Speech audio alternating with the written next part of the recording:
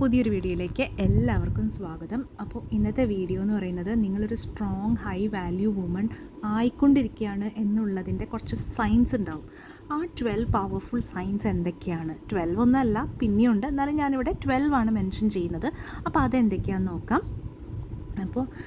അപ്പം അത് ആ പോയിൻറ്റ്സ് നിങ്ങളായിട്ട് റിലേറ്റ് ചെയ്യുന്നുണ്ടെങ്കിൽ എന്തായാലും നിങ്ങൾ നല്ലൊരു ചേഞ്ചിൻ്റെ റൂട്ടിൽ തന്നെയാണ്. അപ്പോൾ നമുക്ക് എന്തായാലും ഒന്ന് കണ്ടു നോക്കാം കേട്ടോ.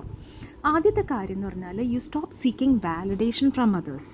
നമുക്ക് എപ്പോഴും വേറൊരാൾ എഗ്രി ചെയ്താൽ മാത്രമേ നമുക്കത് ഓക്കെ ആയിട്ട് തോന്നുള്ളൂ. നമ്മളൊരു നല്ലൊരു ഡ്രസ്സ് ഇട്ടാൽ നമ്മളെ കാണാൻ ഭംഗിയുണ്ടെന്ന് വേറൊരാൾ പറഞ്ഞാൽ മാത്രമേ നമുക്ക് സമാധാനം കിട്ടുള്ളൂ. കോംപ്ലിമെൻറ്റ്സ് എപ്പോഴും നല്ലതാണ്, പക്ഷെ നമ്മുടെ കോൺഫിഡൻസ് ഒരിക്കലും അതിൽ ഡിപ്പെൻഡ് ചെയ്യാൻ പാടില്ല. നമ്മൾ എടുക്കുന്ന ചോയ്സസിൽ നമുക്ക് ഫുൾ ട്രസ്റ്റ് വേണം. നമ്മളായിട്ട് നമ്മൾ കണ്ട് ഇഷ്ടപ്പെട്ട് നമ്മൾ കോൺഫിഡൻ്റായിട്ട് ചെയ്ത ഒരു ചോയ്സിന് നമ്മൾ ട്രസ്റ്റ് ചെയ്യുക. ചിലപ്പോൾ അത് മറ്റുള്ളവർക്ക് മനസ്സിലായിക്കൊള്ളണമെന്നില്ല നമ്മുടെ ഒരു ഇഷ്ടം എന്ന് പറയുന്നത്. അതുപോലെ നമ്മൾ ഓവറായിട്ട് ഇതിനെപ്പറ്റി എക്സ്പ്ലെയിൻ ചെയ്യേണ്ട കാര്യമൊന്നുമില്ല. നമ്മൾ കംഫർട്ടബിൾ ആണെങ്കിൽ that is more than enough. അപ്പോൾ ഈ ഒരു ഷിഫ്റ്റ് എന്ന് പറയുന്നത് ഭയങ്കര ക്വയറ്റായിട്ടാണ് സംഭവിക്കുക. നമ്മൾ കൂടുതൽ ഗ്രൗണ്ടഡ് ആയിട്ട് നമുക്ക് ഫീൽ ചെയ്യും. നമ്മുടെ ഉള്ളിൽ നിന്ന് തന്നെ ഒരു വാലിഡേഷൻ വരുമ്പോൾ നമ്മൾ മൂവ് ചെയ്യുന്നത്, നമ്മൾ സംസാരിക്കുന്നത്, നമ്മളെ തന്നെ ക്യാരി ചെയ്യുന്നത് എല്ലാം ഒരു കാമായിട്ടുള്ളൊരു അഷ്വറൻസ്, നല്ലൊരു കോൺഫിഡൻസോട് കൂടിയായിരിക്കും. ഇങ്ങനൊരു ഇന്നർ സെക്യൂരിറ്റി നിങ്ങൾക്കുണ്ടെങ്കിൽ അത് ഒരു സ്ട്രോങ് സൈനാണ്.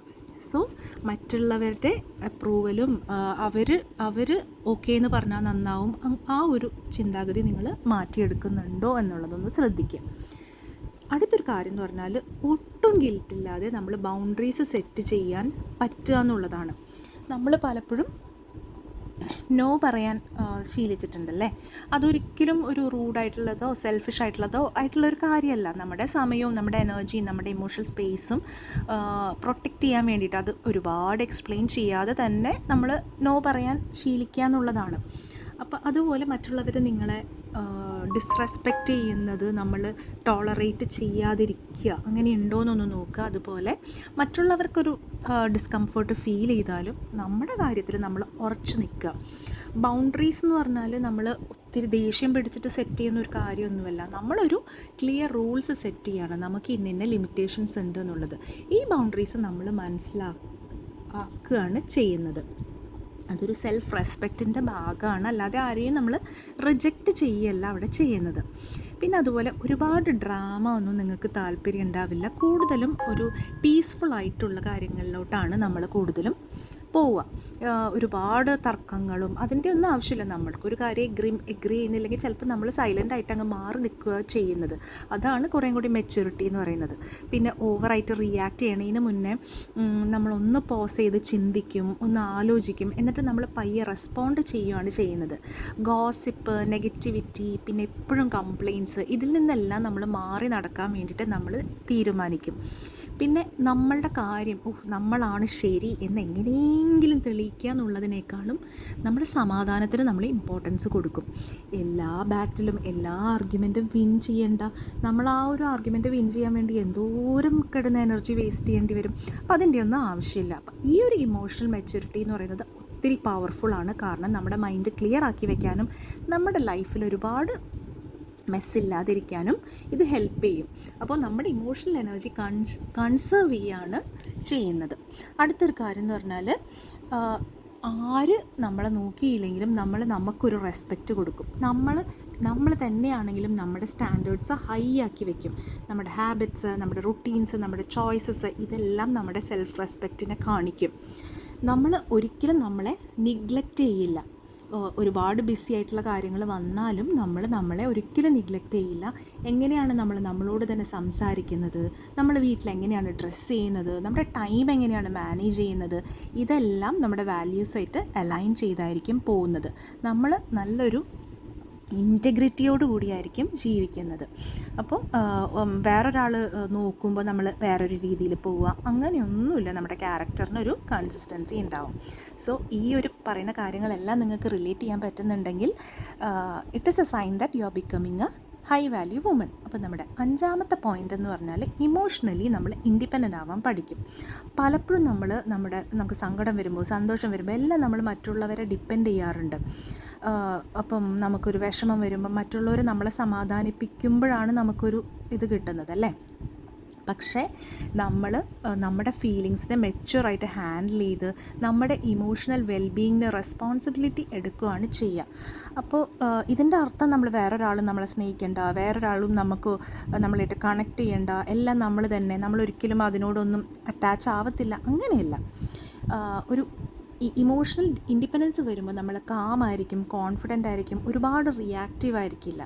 അപ്പോൾ ഇത് ശരിക്കും പറഞ്ഞാൽ നല്ലൊരു അട്രാക്റ്റീവ് ക്വാളിറ്റിയാണ് നമ്മൾ ഇമോഷണലി ഇൻഡിപെൻഡൻ്റ് ആവുക എന്ന് പറയുന്നത്.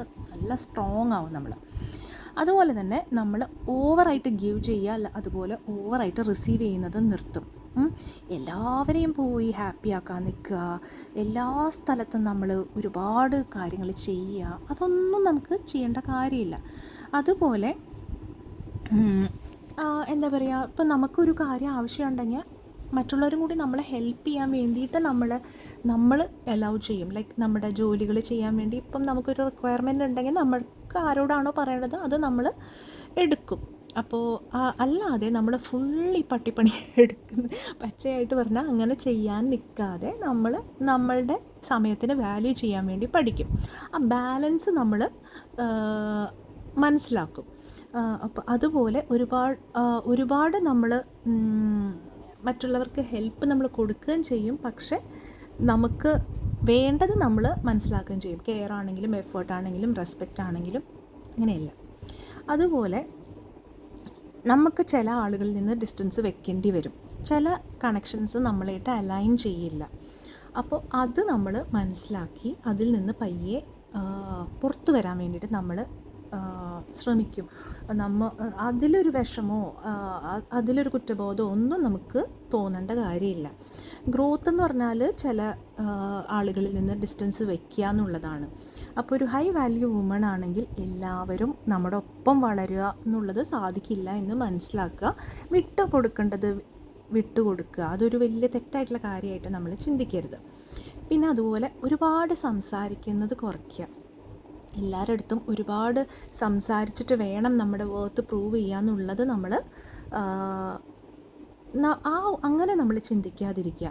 പലപ്പോഴും ഒരുപാട് ബഹളം വെച്ച് അറ്റൻഷൻ സീക്ക് ചെയ്യേണ്ട കാര്യം നമുക്കില്ല. നമ്മുടെ പ്രസൻസ് വെച്ച് തന്നെ നമുക്ക് റെസ്പെക്റ്റ് ഉണ്ടാക്കിയെടുക്കാൻ പറ്റും. സൈലൻസ് നമ്മുടെ സ്ട്രെങ്തായി മാറും, നമ്മുടെ വീക്ക്നെസ് അല്ല. അതുപോലെ നമ്മുടെ ഗ്രോത്തിന് വേണ്ടിയിട്ട് നമ്മൾ കൺസിസ്റ്റൻ്റ്ലി നമ്മൾ ഇൻവെസ്റ്റ് ചെയ്തുകൊണ്ടിരിക്കും. നമ്മൾ പഠിക്കും, നമ്മൾ വായിക്കും, നമ്മൾ റിഫ്ലക്റ്റ് ചെയ്യും, നമ്മളിൽ തന്നെ നമ്മൾ വർക്ക് ചെയ്യും. മറ്റുള്ളവരാരും നമ്മളെ കൺഗ്രാജുലേറ്റ് ചെയ്തില്ലെങ്കിലും നമ്മൾ നമുക്ക് വേണ്ടി അപ്ലോസ് ചെയ്യും. പിന്നെ നമ്മുടെ മെൻ്റൽ, ഇമോഷണൽ, ഫിസിക്കൽ, സ്പിരിച്വൽ ഗ്രോത്തിനെല്ലാം നമ്മൾ ഇമ്പോർട്ടൻസ് കൊടുക്കും. പിന്നെ ഗ്രോത്ത് എന്ന് പറഞ്ഞാൽ ഒരു ലൈഫ് ലോങ് ജേണിയാണ്, അല്ലാതെ ഒരു ട്രെൻഡൊന്നുമല്ല എന്ന് നമ്മൾ മനസ്സിലാക്കും. അതുപോലെ നമ്മൾ കൂടുതൽ ബെറ്റർ ആവാൻ വേണ്ടിയിട്ട് നമ്മൾ പ്രയോറിറ്റി കൊടുക്കും. നമ്മളിൽ നമ്മൾ ഇൻവെസ്റ്റ് ചെയ്യാൻ വേണ്ടിയിട്ട് കൊടുക്കും. ആൻഡ് അതാണ് നമ്മുടെ ഗ്രേറ്റസ്റ്റ് അസറ്റ് എന്നുള്ളത് നമ്മൾ മനസ്സിലാക്കും. മറ്റുള്ളവരായിട്ട് കോമ്പീറ്റ് ചെയ്യുന്നത് നിർത്തിയിട്ട് നമ്മൾ ഇമ്പ്രൂവ് ചെയ്യാൻ വേണ്ടിയിട്ട് നോക്കും. വേറെ ആൾക്കാരായിട്ട് കമ്പയർ ചെയ്യുന്നത് മാറ്റി, ജലസി എല്ലാം മാറ്റി വെച്ചിട്ട് മറ്റുള്ളവരുടെ ഉയർച്ച കാണുമ്പോൾ നമ്മൾ ഇൻസ്പയർഡ് ആവുകയാണ് ചെയ്യുക. നമ്മുടെ ജേർണിയിലും നമ്മുടെ പേസിലും പേർപ്പസിലും എല്ലാം നമ്മൾ ഫോക്കസ് ചെയ്യും.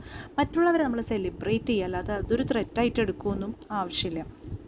പിന്നെ നമുക്ക് എല്ലാവർക്കും ഷൈൻ ചെയ്യാനുള്ള അവസരമുണ്ട് എന്നുള്ളത് നമ്മൾ മനസ്സിലാക്കും.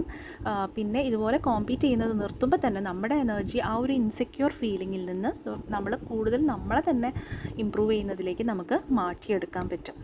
പിന്നെ നമ്മളെ ആക്സെപ്റ്റ് ചെയ്യാൻ പഠിക്കും. അതിൻ്റെ ഒപ്പം തന്നെ കൂടുതൽ ഇമ്പ്രൂവ് ചെയ്യണം എന്നുള്ളത് നമ്മളൊരിക്കലും നമ്മളെ ഹെയ്റ്റ് ചെയ്യില്ല. ഇപ്പം നമ്മളുള്ളതിനെ നമ്മളൊരിക്കലും ഹെയ്റ്റ് ചെയ്യില്ല. പക്ഷെ നമ്മൾ കൂടുതൽ നമുക്ക് എന്താണോ ആവേണ്ടത് അതിലോട്ട് എത്താൻ വേണ്ടിയിട്ട് നമ്മളെപ്പോഴും വർക്ക് ഹാർഡ് ചെയ്യും. അപ്പോൾ അതൊരു സെൽഫ് ആക്സെപ്റ്റൻസ് ആണ് അല്ലേ. നമ്മളെ കൈൻഡായിട്ടും പേഷ്യൻ്റായിട്ടും ഗ്രേസ്ഫുള്ളി നമ്മൾ ട്രീറ്റ് ചെയ്യാൻ വേണ്ടിയിട്ട് നോക്കും. അതുപോലെ നമ്മളൊരിക്കലും നമ്മളെ തന്നെ ഷെയിം ചെയ്യില്ല. നമ്മൾ കൂടുതൽ വളരാൻ വേണ്ടിയിട്ടാണ് ശ്രമിക്കുക. അപ്പോൾ ഈ ഒരു ബാലൻസ്, ആക്സെപ്റ്റൻസിൻ്റെയും അംബിഷൻ്റെയും ഒരു ബാലൻസ് ആയിരിക്കും നമുക്ക് ഉണ്ടാവുക. ലാസ്റ്റ് തിങ് എന്ന് പറയുന്നത് നമ്മൾ കാമായിരിക്കും, ഗ്രൗണ്ടഡ് ആയിരിക്കും, അതുപോലെ അൺഷേക്കബിൾ ആയിരിക്കും. ഒരുപാട് ലൈഫിൽ ചേഞ്ചസ് വരും, ചാലഞ്ചിങ് ആയിട്ടുള്ള കാര്യങ്ങൾ വരും. പക്ഷെ നമ്മൾ അതിനെ ഹാൻഡിൽ ചെയ്യുന്നത് കുറച്ച് ഡിഫറെൻ്റ് ആയിട്ടായിരിക്കും. പെട്ടെന്ന് പാനിക് ആവുക അതൊന്നുമില്ല. കാരണം നമ്മളെ ട്രസ്റ്റ് ചെയ്യുന്നുണ്ട്. എങ്ങനെയാണ് ഈ ഒരു സിറ്റുവേഷനിൽ നമ്മൾ ഫിഗർ ഔട്ട് ചെയ്യുക എന്നുള്ളത് നമ്മളെ ട്രസ്റ്റ് ചെയ്യുന്നുണ്ട്. പിന്നെ നമ്മുടെ നെർവസ് സിസ്റ്റം എന്ന് പറയുന്നത് കുറച്ച് കാമായിരിക്കും. പിന്നെ നമ്മുടെ റിയാക്ഷൻസ് കൂടുതൽ കൺട്രോൾഡ് ആയിരിക്കും. അപ്പോൾ ഫൈനൽ സൈൻ എന്ന് പറയുന്നത് നമ്മുടെ ഇന്നർ സ്റ്റെബിലിറ്റിയാണ്. നമ്മളിൽ തന്നെ കുറച്ച് റൂട്ടഡ് ആയിരിക്കും. അതുപോലെ നമ്മുടെ സ്ട്രെങ്ത് ആരുടെ അടുത്തും പ്രൂവ് ചെയ്യേണ്ട കാര്യമില്ല, നമ്മുടെ പ്രസൻസിൽ തന്നെ അത് കാണും. സോ ഇതൊക്കെയാണ് മെയിൻലി നമ്മൾ അറിയേണ്ട കുറച്ച് കാര്യങ്ങൾ. ഇതൊക്കെ നിങ്ങളായിട്ട് റിലേറ്റ് ചെയ്യുന്നുണ്ടോ എന്ന് നോക്കുക. അപ്പോൾ തന്നെ നമുക്ക് മനസ്സിലാവും നിങ്ങളൊരു ഹൈ വാല്യൂ വുമൺ ആവാനുള്ള ജേർണിയിലാണോ എന്നുള്ളത്.